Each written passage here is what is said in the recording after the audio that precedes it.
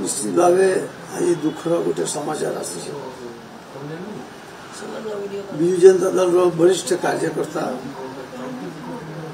संगे संगे गोटे प्रशासनिक दक्षता थी चार थर विधायक हेले मंत्री पद विभाग जहाँ दायित्व देते श्रीयुक्त नवीन पट्टनायक से विभाग को भी से कार्यकाल से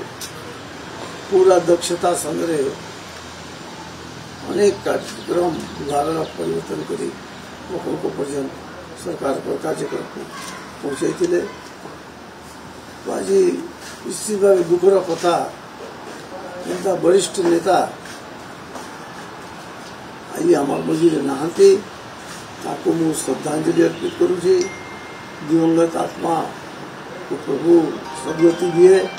एवं परिवार सभ्य मानू को यही दुख समय